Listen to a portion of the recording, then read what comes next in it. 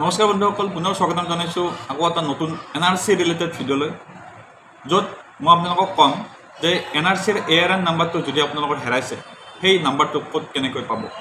বহুতে কমেণ্ট কৰি আছে যে তেওঁলোকৰ ARN নাম্বাৰটো হেৰাইছে আৰু এই হেৰুৱা ARN নাম্বাৰটো বৰ্তমান পাবলৈও নাই। মানে আগতে এটা হেল্পলাইন নাম্বাৰ দিয়া হৈছিল, য'ত ফোন কৰি কিনে আপুনি হেৰুৱা ARN নাম্বাৰটো মানে বিচাৰি ল'ব পাৰি, কিন্তু বৰ্তমান এই হেল্পলাইন নাম্বাৰটো বন্ধ হৈ আছে।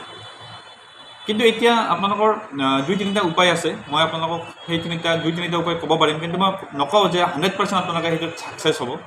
প্ৰথমটো হৈছে আপোনালোকৰ নেইবাৰ আছে, মানে আপোনালোকৰ যে ওচৰ চুবুৰীয়া আছে বা আপোনালোকৰ বৰদেউতা ককা পেহী যদি ওচৰত আছে, একেখন গাঁৱৰে হয়, তেতিয়াহ'লে আপোনালোকে তেওঁলোকৰ যিটো ARN নাম্বাৰ হয়, মানে ধৰক আপুনি মোৰ ফেমিলিৰ কাৰণে যিখন এপ্লিকেশ্যন ফৰ্ম আছিলে আৰু মোৰ বৰদেউতাৰ যিখন ফৰ্ম আছিলে, ধৰক আমি একেলগে জমা কৰিছিলোঁ একেটা সময়তে, গতিকে তেতিয়া একেটা সময়তে হ'ব লাগিব।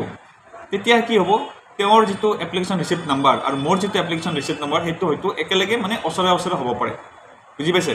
চ' যদি বৰদেউতাৰ বা খুৰাৰ যদি সেই ARN নাম্বাৰ আছে, তেতিয়াহ'লে আপোনাৰ নাম্বাৰটো যদি আপোনালোকে একেলগে ছাবমিট কৰিছিলে, তেতিয়াহ'লে আপোনালোকে 10-20টামান তল ওপৰকৈ মাৰি চাব, হয়তো আপোনালোকৰ ARN নাম্বাৰটো পাই যাব পাৰে। ক'ত মাৰিব, মোৰ ৱেবছাইটটো স্ক্ৰীণত দি দিম, তাত মাৰিলে আপোনালোকৰ হেৰুৱা ARN নাম্বাৰটো ওলাই যাব পাৰে।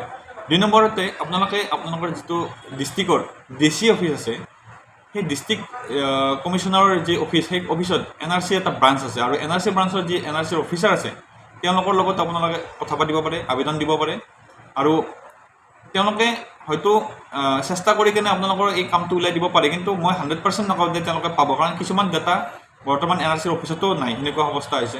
কিন্তু আপোনালোকে এখন আবেদন তেওঁলোককো দিব পাৰে, তেওঁলোকৰ জৰিয়তে এই ARN নাম্বাৰটো আপোনালোকে উলিয়াই ল'ব পাৰে। কিন্তু তাৰ কাৰণে আপোনালোকে প্ৰপাৰ ডকুমেণ্টছ দিব লাগিব। যেনেকৈ আপোনালোকে যেতিয়া NRC ফৰ্ম ফিল আপ কৰোঁতে যিবিলাক ডকুমেণ্টছ দিছিলে, যেনেকৈ ধৰক আপোনাৰ নাম স্পেলিংটো আপোনাৰ একজেক্ট স্পেলিং দিব লাগিব, লগতে আপুনি ফৰ্মখন কি ভাষাত ইউজ কৰিছে, মানে ফৰ্ম ফিল আপ কৰিছিলে, অসমীয়াত নে বড়োত নে বেলেগ ভাষা নে ইংৰাজীত কৰি, সেইটো আপুনি ক'ব লাগিব।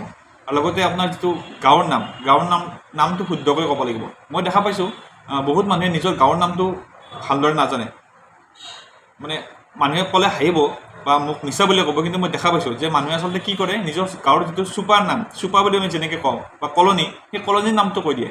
কিন্তু কলনীৰ নামটোৱে গাঁৱৰ নাম নহয়, ৰেভিনিউ ভিলেজ বুলি এটা বেলেগ এটা নাম থাকে, বুজি পাইছে। গতিকে সেই ৰেভিনিউ ভিলেজ হ'ব লাগিব। সেই ৰেভিনিউ ভিলেজ আপোনাৰ চাৰ্কুল, আপুনি কোনটো NSK মানে NRC সেৱা কেন্দ্ৰ, কোনটো NRC সেৱা কেন্দ্ৰত আপোনালোকৰ ফৰ্মখন জমা কৰিছিল, সেইটো আপোনালোকে ক'ব লাগিব। গতিকে এইখিনি ডিটেইলছ যদি আপোনালোকে দিব পাৰে, তেতিয়াহ'লে হয়তো DC অফিচৰ যি NRC অফিচাৰ আছে তেওঁলোকে আপোনালোকক সহায় কৰিব পাৰে। আৰু থাৰ্ড অপশ্যনটো হৈছে আপোনালোকে যদি গুৱাহাটীত NRCৰ যি হেড অফিচ আছে, তাতে গৈ কিনে আপোনালোকে আবেদন কৰিব পাৰে।